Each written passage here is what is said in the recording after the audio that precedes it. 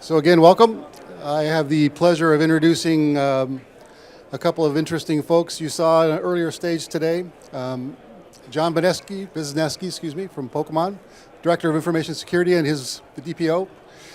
And George Gerchow, who is the CISO for Sumo Logic, who's done tremendous efforts in getting our own solutions secured, building a top-notch team and going through a really interesting transition in his world.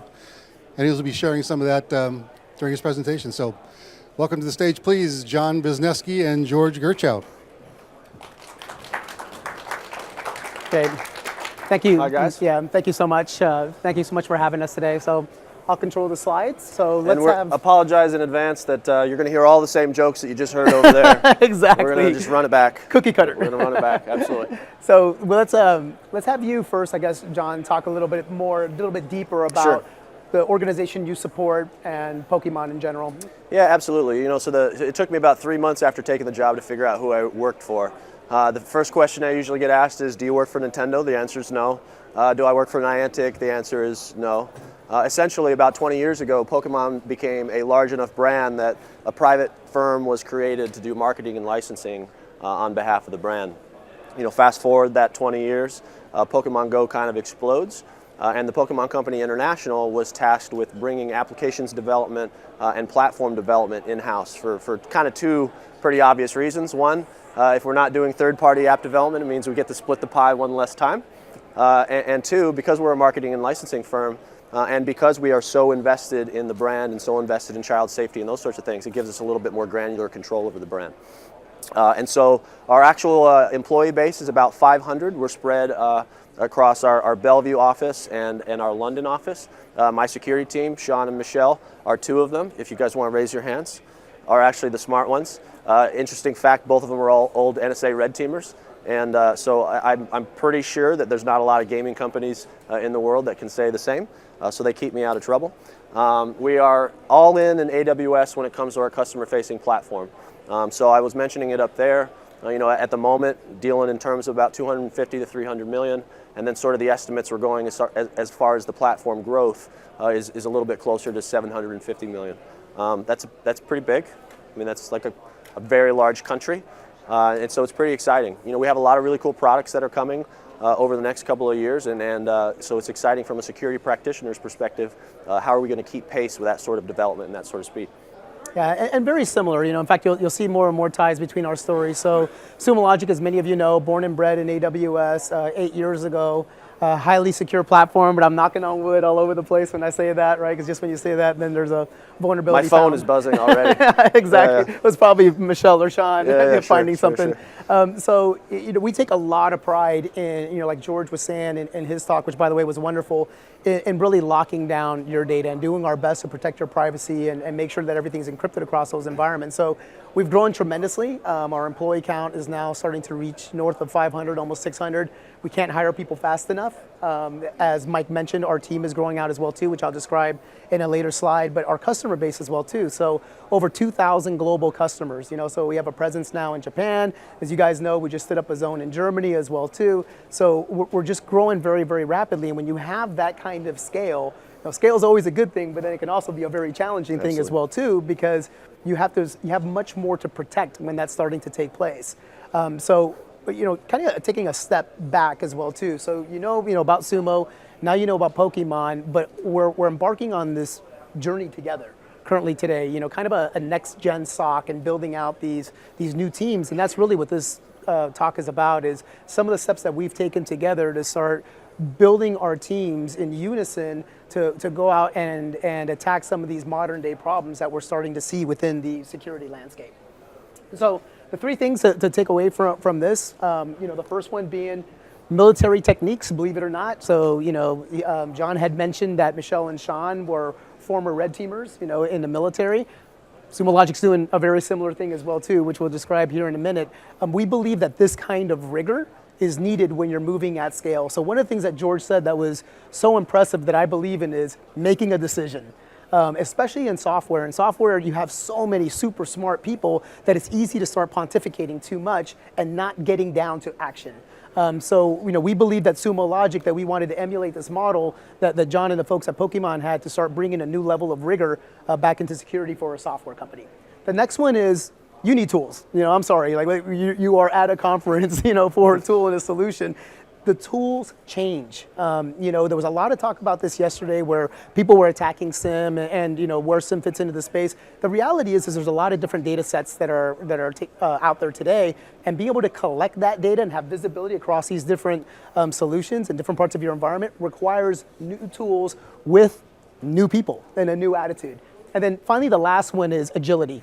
So like George had said as well too, John and I believe tremendously in transparency, but we also believe in moving fast. And so security has always been, and you've heard this a couple of times, naysayers, people that say no. Like John mentioned in our talk, people invite him to say no all the time because they don't want to do something. Well, that's not our mindset. Our mindset is moving forward as quickly as we possibly can. The OODA loop. So a little history lesson. If you work enough time in the Pentagon, you start to become kind of a fan of military history and understanding how things work together. So back in the Vietnam War era, there was another bright-eyed, bushy-tailed major named John who was at the Pentagon. And it wasn't me, I'm not quite that old, but his name was John Boyd. So John Boyd was a fighter pilot in the United States Air Force. And Vietnam War era, we kind of went through this sort of change in doctrine. We couldn't just, bomb everybody.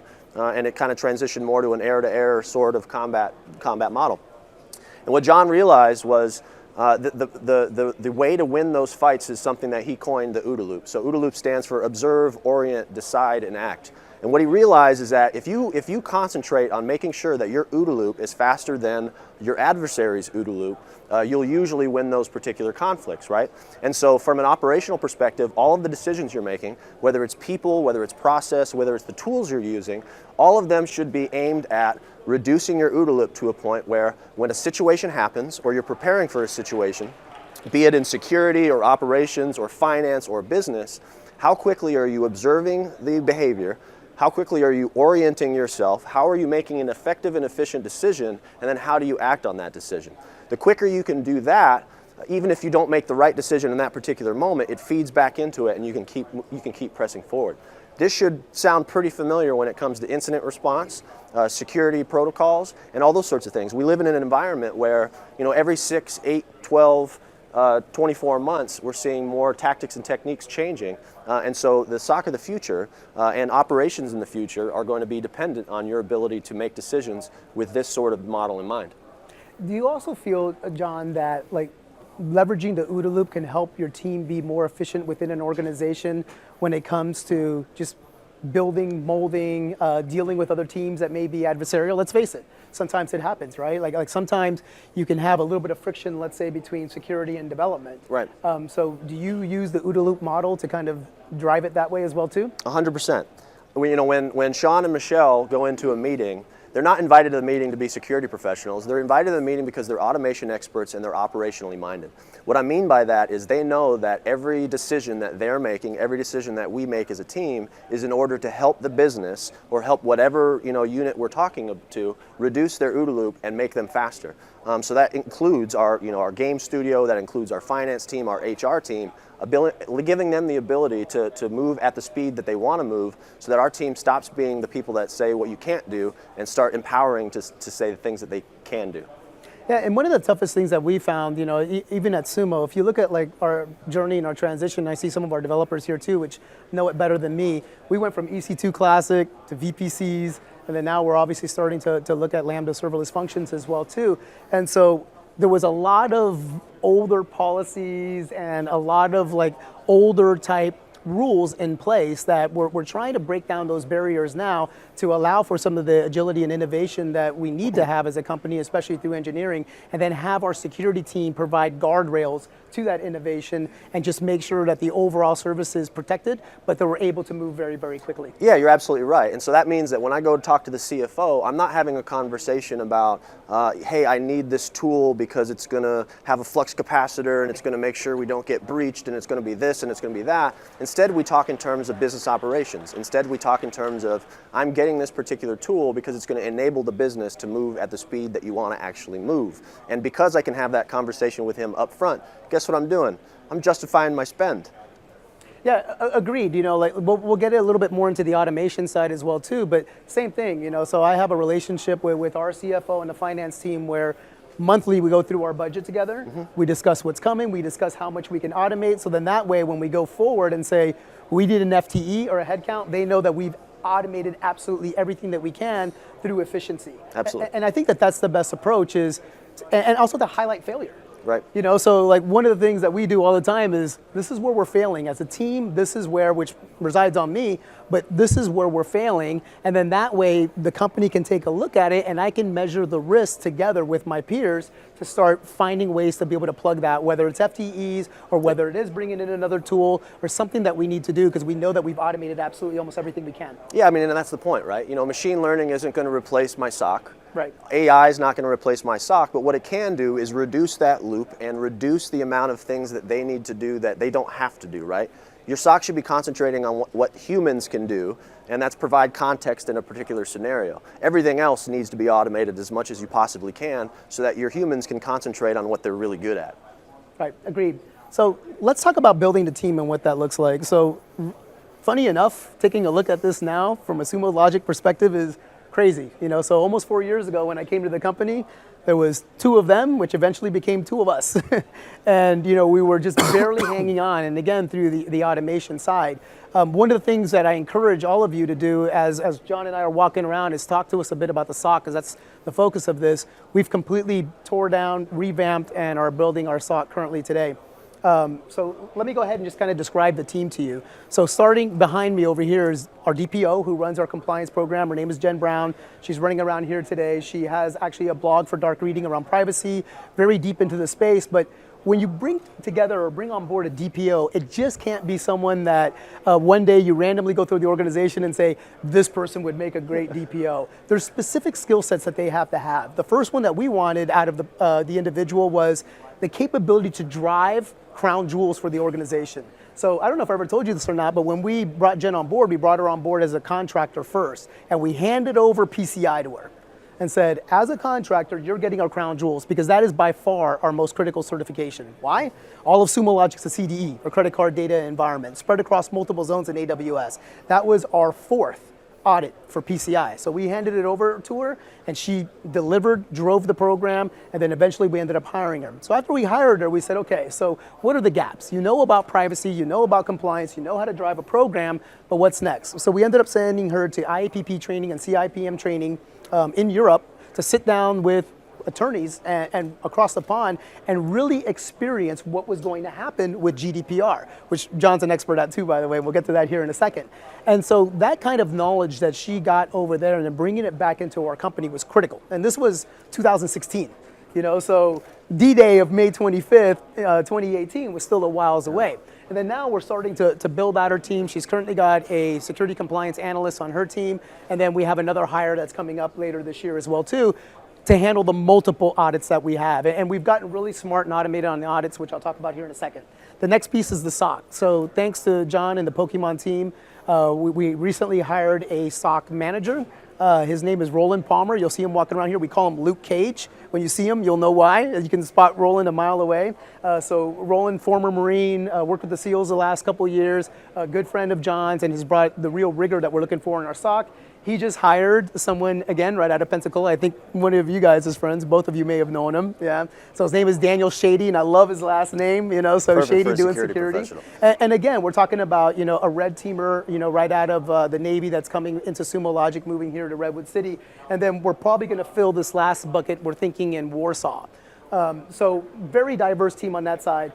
Now one of my favorite buckets, not that I don't love them all, but our DevSecOps team. And DevSecOps is just such a funny term. In fact, the other day, Christian sent me a loaded Slack. First thing in the morning on Monday, I'm in Chicago. I'm getting ready to do a DevSecOps session for a company called Ions. And he's like, what does DevSecOps mean to you? And I'm like, crap, shit. This is the last thing I want to hear first thing in the morning because it's such a almost religious topic. How many Bloody Marys are you on? How many Bloody Marys is on? Only 2 and half a taco. Right. But so when I see this come through, I'm like, look, in my mind, the way that the industry describes it, it's more about empowering engineering by baking in security processes that make them very agile with the delivery of infrastructure security as they're standing up a service.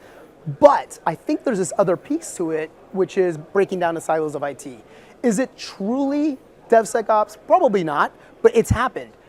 And in the Sumo world and on our team, what this team is responsible for is driving automation and looking for inefficiencies across these other buckets. So very talented individuals, started off their careers in finance, have backgrounds in development. And so what they've done is, like, for example, they've taken our IRL or information request list for compliance, and they've completely automated the compliance checks on that. For the SOC, they're the ones that are building subquerying, which, by the way, if you guys haven't seen that in Sumo Logic, is killer. They're the ones building subquerying around multiple data sources like one login, Duo, looking for brute force attacks. So they're contributing across all of these different buckets for automation. They built our self-service portal so that we don't have to, no offense, so we don't have to deal with those 9,000 questions that you guys send us on a yearly basis, giving us a root canal as to how we do encryption, or please don't ever ask me if I have a clean desk policy, right? So they've automated a lot of that. And then finally, the last bucket is the federal bucket.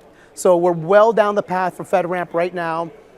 We have a FedRAMP readiness assessment that's scheduled at the beginning of next year.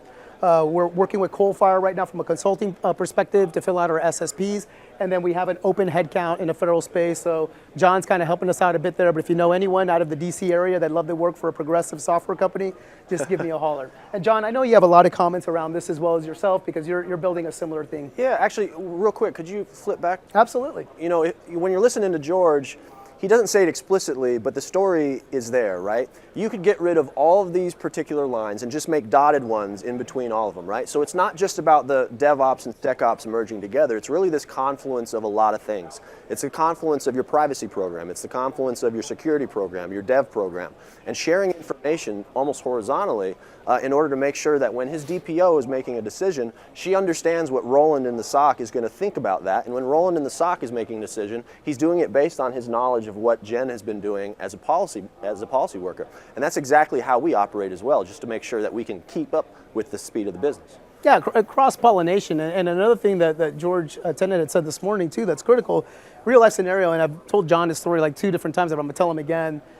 Look, we have incidents like anyone else, you know, and so a couple of weeks ago, we had a perceived incident. It ended up being an event, and Jen, our DPO, because she's got on the chain of custody, which I question sometimes, raised the flag and said, look, I think we really have to look into this because this could blow up. You know, it was a Sunday, of course, being Panamanian, I had like 20 brown people at my house, I'm barbecuing and everything else, but immediately when she caught my attention, I was like, I better shift into this a little bit.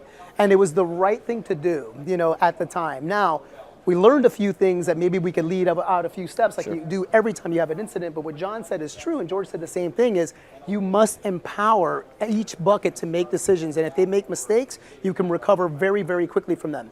That's different. You know, so security, again, always kind of been naysayers, not very transparent. In fact, we talked about in this incident how this other, you know, the other company was kind of holding back going, you guys, by the way, we had an incident recently, turned out to be a DDoS attack that they didn't tell us about until later, and they just held back a ton of information that if we would have opened the kimono, right? If we would have opened the kimono together, we would have solved the problem very, very quickly and saved a lot of pain, time, and effort. Absolutely, absolutely. So John, do you want to go through this slide? Yeah, so how do you hire the team? How do you find them?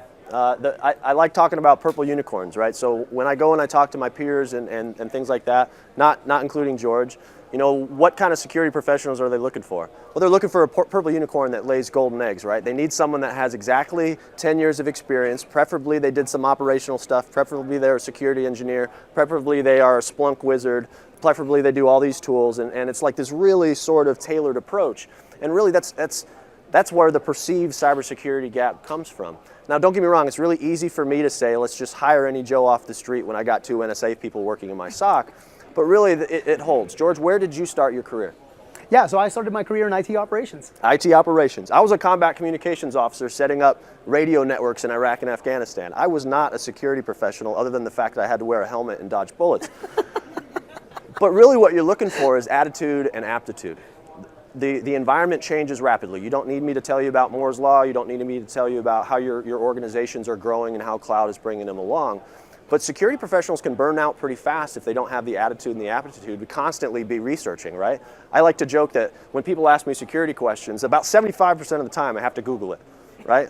Everybody here has been Googling like that, really? Because at the end of the day, we're not going to know everything about all things all at once, and sometimes we're going to have to be able to throw what we know out the window and then adapt and overcome in a different respect. And the key to that is that attitude and that aptitude. Prioritizing an operational mindset. So I've already kind of talked about this. When we make decisions as a team, a security team, inside the SOC, outside of the SOC, we're making the decision with effectiveness and efficiency first. We're making the decision, how is this going to impact business? How is this going to impact security? How is this going to impact development? How is this going to impact all of those sorts of things that are really important for us to be a successful brand? Now, when you look for someone with an operational mindset, it's not as easy as saying in your interview, hey, do you have an operational mindset? But you can get there. So quality assurance and test engineers, what are they good at? They're good at automating stuff. They're really good at problem solving. They're really good at looking at gaps and seams within a particular organization or a particular system. Those are skills that are very applicable when it comes to security. I like to tell this story all the time. One of my best security engineers is this guy named Jacob Borneman, and he was a test engineer, automation wizard, cloud ready, all those sorts of things. And this is his very first security job because really, he never really thought he could break into it because he didn't have that resume that looked like, a typical security engineer. He's just a guy who has this skill set and just needs a shot. So I gave him the shot. Now he has his OSCP. He is our smartest engineer probably by far, sorry to my other engineers. And quite frankly, every one of you would want to steal him. So I'm glad that his last name is really hard to spell because you can't look him up on LinkedIn. But you kind of get my point. Start finding those talent pools that know how the sausage is made. Systems admins, DevOps engineers, test engineers. Some of the best and brightest, security practitioners in the world didn't even come from technology initially. What they were really good at doing is solving problems, and that's what we should be aiming for. Yeah, I completely agree. So before I was kind of alluding to, the DevSecOps team at Sumo, and so my story is one with the guy that Michael Halabi, the guy that I love making angry more than anyone else on this earth. He's, so let me kind of tell you the Halabi story. So with Halabi, and you'll be able to meet him walking around here, looks like the Hulk. So with Halabi, starting to see a theme here. Luke Cage and the Hulk. Absolutely. He's hiring Marvel superheroes. Luke's that's right. So I sent out a note to our HQ at one time, and I said, listen, we're going to be hiring over the course of the next year. Anyone who's interested in a job in security, even if you're not in security today, just let's have a chat. Let's go Starbucks. Let's get something to drink. Let's hang out at lunch. So all of a sudden, I started getting pegged on this guy via Slack because he doesn't like talking to people, by the way. So on Slack, and he's like, hey, listen, I'd love to catch some of your time. I'm kind of a hack at night. And so I'm like, great, let's go to Starbucks and chat. And so walking to Starbucks, he just had this tremendous attitude, soft-spoken, but he was like, look, I can really develop stuff. So if there's things on your team that you want to automate, let me know. So I threw a few things at him, self-service portal, a few other things. Everything was done like 48 hours, just efficiency, right? Finance major, really nothing to do with IT in general, but had a financial auditing type background. Next thing you know, he enters our hackathon at Sumo, and you've met all of our smart people at Sumo, wins a hackathon as well too. So then all of a sudden it becomes a war. It's our leader of our SEs versus me versus Bruno to try to get this guy onto the team. And then now Halabi obviously joined our team and is starting to automate a lot of different things. Zero security background. The hardest part about hiring him was actually convincing HR that he was a fit for the job. Because he just didn't fit the mold. And I don't blame our HR team or our people team at all. It's just traditionally the way that we've done things. So looking outside of the box, it's huge. And in fact, he's spent a week with you guys, and now he's going to spend another week with you guys later on. The guy's brilliant. He's just a sponge. He's just soaking everything up as he moves along. He runs our bug bounties with HackerOne, so just a super, super smart guy. Yeah, and you kind of hit on that transparency towards the end. What George and I are trying to do with our security teams is get to a point where we're sharing information at a rapid enough pace and integrating ourselves enough that we can solve each other's problems and talk about our use cases and strive towards that transparency, so that if I have a significant emotional event, he is going to be able to help us respond to it really quickly. What does that get back to? The OODA loop.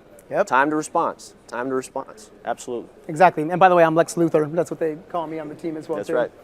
Has nothing to do with the haircut. Okay, so let's talk about tools. So we kind of went through a modern day process, talking about the OODA loop, driving that into a team to get efficiencies. We talked about what building teams looks like, modern day SOCs, next gen SOCs, whatever you want to call it, what some of the key players are. we always hear this notion of there's not enough security people out there to hire. Well, maybe you shouldn't be hiring security people and start looking outside of the box a little bit. The tool sets are important. So this is the Sumo stack, across the board. So starting with, our partners within AWS, CloudTrail, GuardDuty, VPC flow logs, absolutely critical to our success to have that kind of visibility. Moving up the stack a little bit, so we use HashiCorp's Vault, mostly for SSH key management, especially when developers come through our Bastion host. HackerOne, which I'll touch on here in a second for bug bounties. CrowdStrike, so the integrated threat feeds that Ramin was talking about that are available to you as well. In fact, we got CrowdStrike way back in the day, maybe 2 years ago, because we had another security incident. And again, it's not that bad, right? There are things that we usually prove out. But and their team came in and helped us quite a bit, so we ended up partnering with them. We use OSEC for FIM across every single host. Again, cloud is host-based security. There's really nothing happening in line. Snort for IDS across every single box. Silence at the endpoint. PagerDuty, which is a big part of our escalation process. A good partner, customer of Sumo, by the way. HackerOne's also a customer of Sumo. Duo for MFA. Netscope for DLP. And then Slack, the greatest communication tool, and we build a lot of Slack bots on the back end for things like threat response and just a bunch of automation over at Sumo. And then OneLogin as well as part of our SSO solution. And then we're currently looking at Codacy, especially around the federal environment, to do automated vulnerability checks on code as well too. So this stack, and if you look at the capabilities, this is the reference architecture that empowers us to be more secure. Very modern day. So if you look at these folks, they organically pretty much grew with cloud or they're open source. One of the risks I see around this, though, is who's going to acquire some of these folks, and am I going to be doing business with the same people tomorrow as I am today? But again, if you look at the center of it, Sumo logic is at our core. Obviously it's our tool, but this is how we do a lot of the SIM-ish type functionalities, leveraging things like subqueries to be able to correlate a lot of the data that we're looking at to proactively hit events and vulnerabilities out there. So you'll notice our wall of logos is pretty similar to George's, so I'm going to take the conversation up a little bit and talk philosophically about how we decide to build out our security stack. I think, in a general sense, that old school vendor customer mentality where the customer comes up to the vendor and says, hey, look at the size of my budget, give me shit now, is over. It's totally over. Because at the end of the day, just as much as I want to do business with vendors who have a vested interest in seeing me be successful, George should want to do business with customers that have a vested interest in seeing him be successful.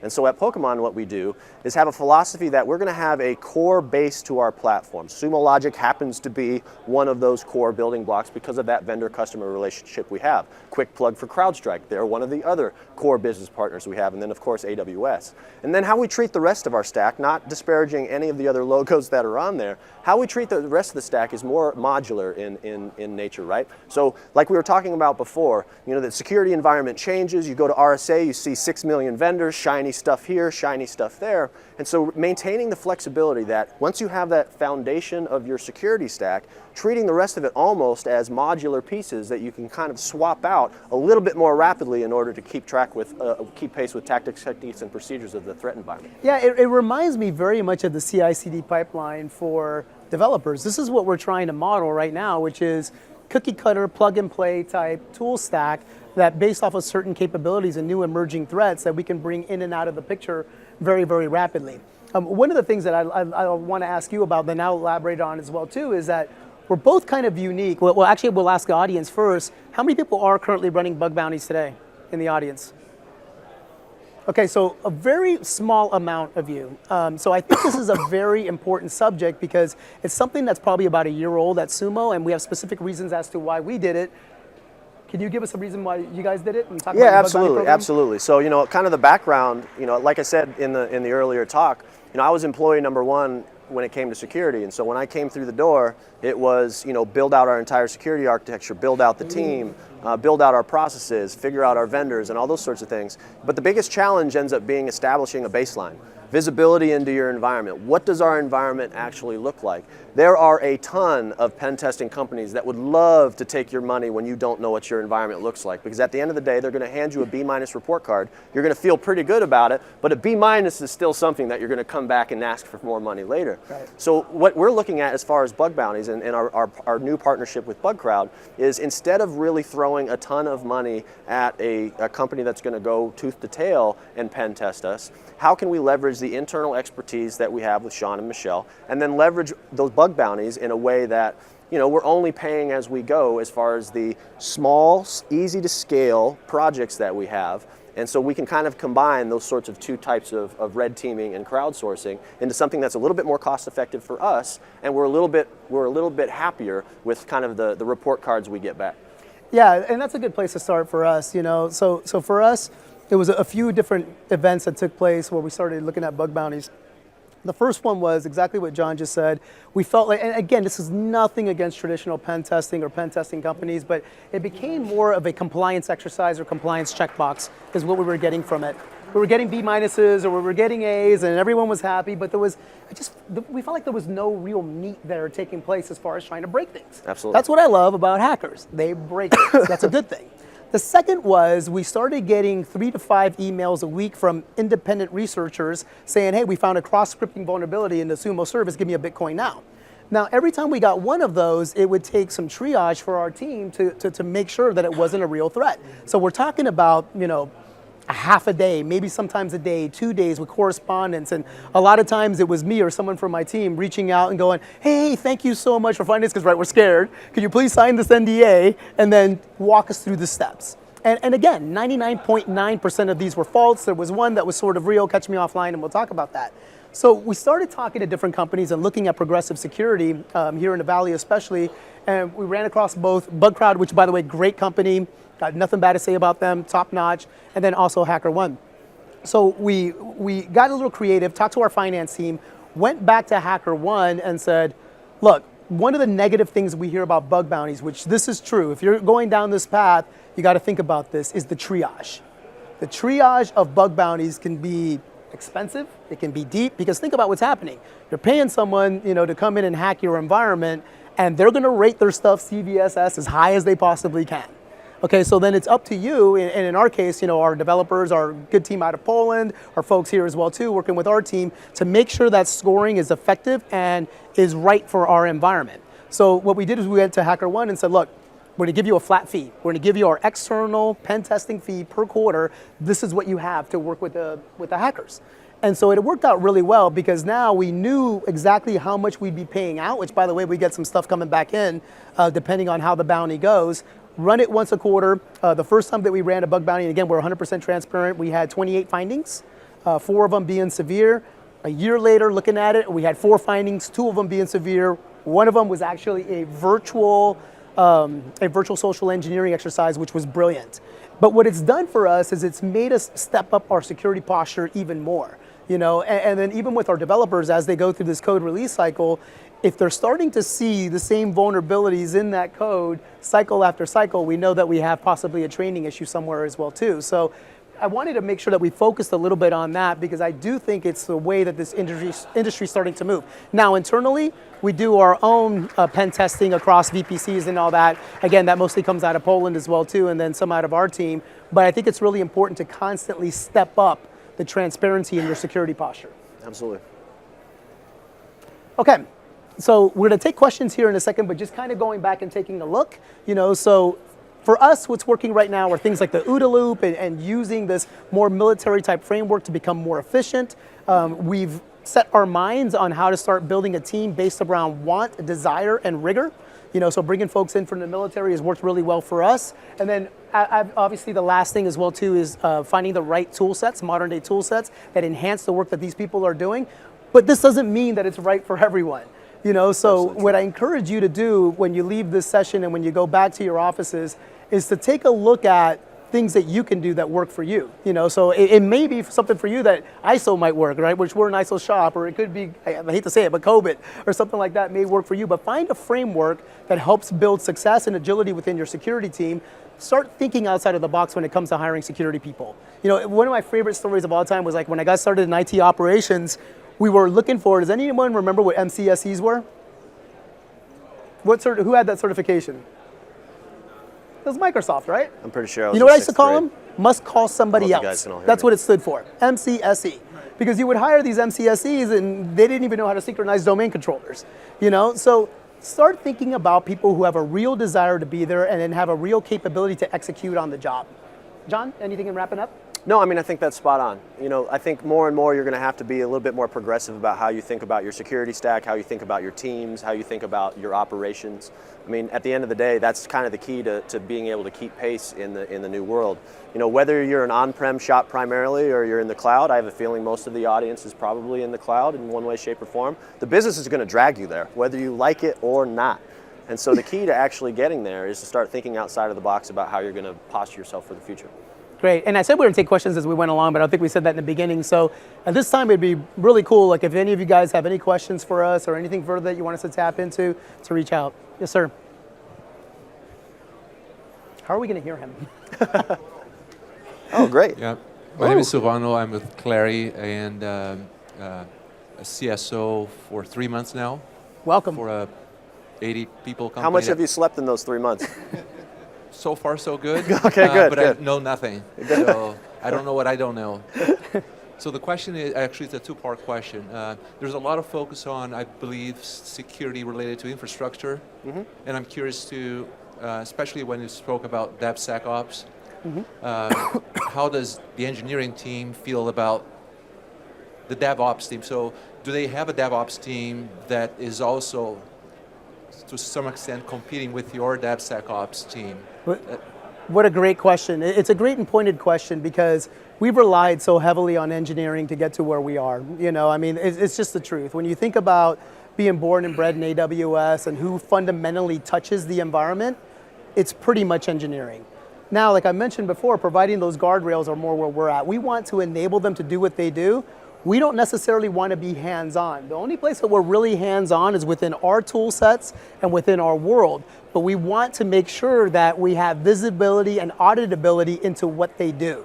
So I think having those two different swim lanes that every once in a while you pass off the baton is very, very healthy. And we're still working through some of that, because like we have a very talented SRE team that sits out of Poland with a huge security background. And then we're just finding ways to really work well together within the SOC. And one of the ways that we're going to do that is by placing a SOC member right in Poland, over the course of the next year to start bringing those teams together even more. So I think your question is good. I think we've made some strides to get there, but hit me up again in 6 months and I'll have an even better answer for you. And just a second part of the question.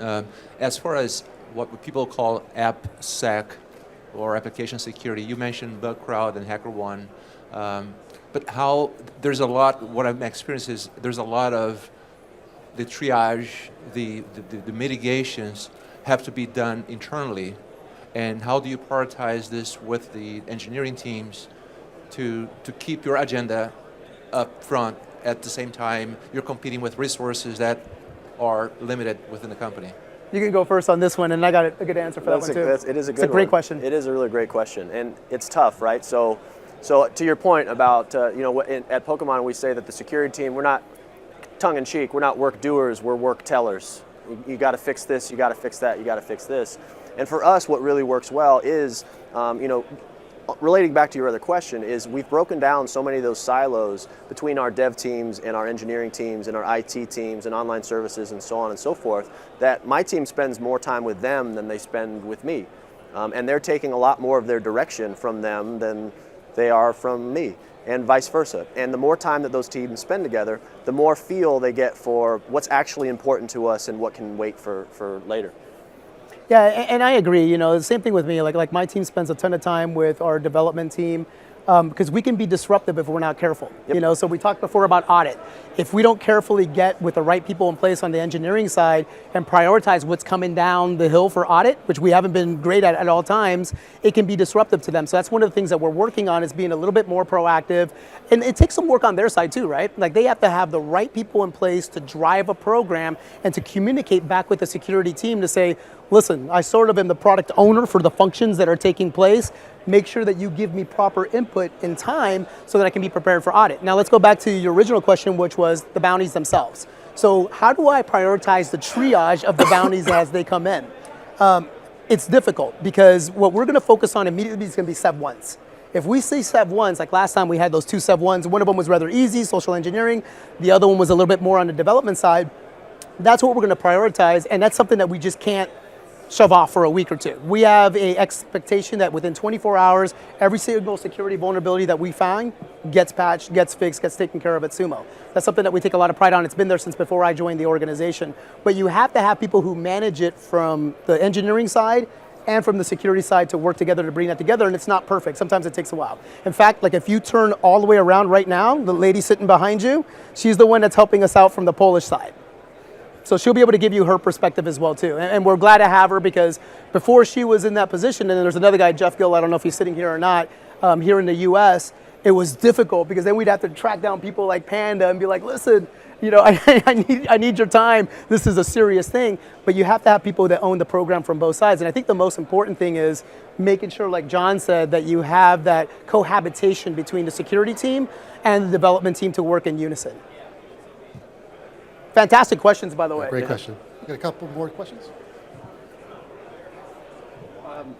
So I've got a couple of questions, actually. The first, I mean, it kind of goes back to what the gentleman asked.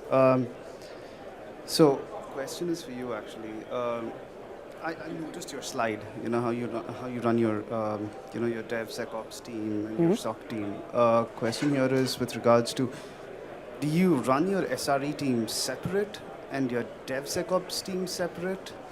Are they the same? Are you, how's it going? Yeah, so they're functional buckets, but like John and I were both saying, they cross-pollinate all the time. Like, so let's just go back to the slide because I think it's easier when you look at it. So when you take a look at the slide itself, the DevSecOps team is really right now supporting the other functions. They're looking across all the buckets to look for inefficiencies and ways that we can automate things. But tightly coupled are the SOC and the compliance bucket, because as the SOC needs to gather evidence for compliance, the SOC is helping to drive a lot of that, and then the automation piece with DevSecOps.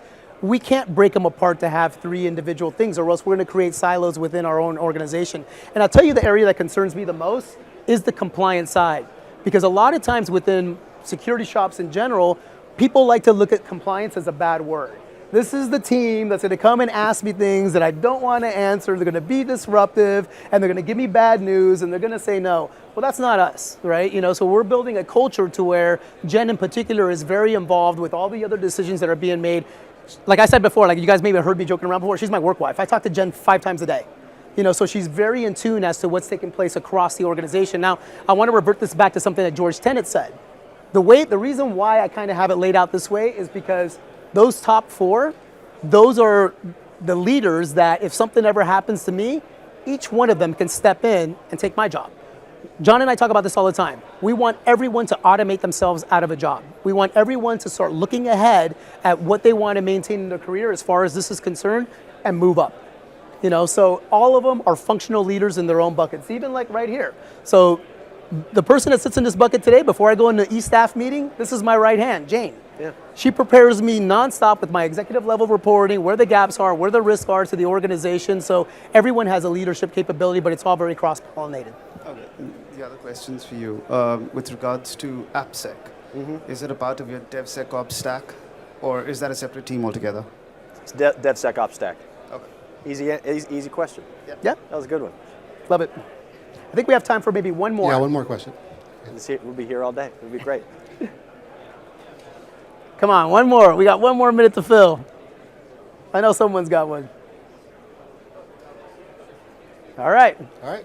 Well, with that, thank you guys so much. Big round of Thank you applause very for much John. coming. Great job. George. Appreciate you coming out.